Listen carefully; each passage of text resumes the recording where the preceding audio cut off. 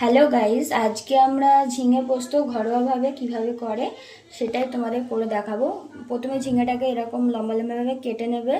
আর এই যে আলু কেটে, তেলটা গরম হয়ে গেছে, এখন তেলের মধ্যে আলুটাকে ছেড়ে দেওয়া হবে। তারপরে আলুটাকে হালকা নেড়ে চেড়ে নেবে। পোস্তর জন্য যে মশলাটা আমরা তৈরি করছি তার মধ্যে দিয়ে নেবো পোস্ত, কাঁচা লঙ্কা। এবার এটাকে পেস্ট করব ভালো করে।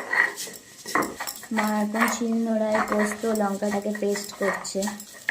তোমরা চাইলে মিক্সারেও করে নিতে পারো, প্রবলেম নেই কোনো। তো আমাদের মশলা পুরোপুরি কমপ্লিট। তো আমাদের আলু ভাজা পুরোপুরি কমপ্লিট হয়ে গেছে। এবার তেলে অল্প করে কালো জিরে, একটা শুকনো লঙ্কা ফোড়ন দিয়ে, জিরে আর লঙ্কা ভাজা কমপ্লিট। এর মধ্যে এবার ঝিঙেটাকে দিয়ে দেওয়া হবে। তো ঝিঙেটা অল্প অল্প ভাজা হয়ে গেছে। এবারে যে পোস্তটা আমরা আগের থেকে বেটে রেখেছিলাম সেটা দেবো। নুন দেওয়া কমপ্লিট হলো। অল্প একটু পরিমাণে হলুদ দেবে, হলুদটা খুবই কম দেবে।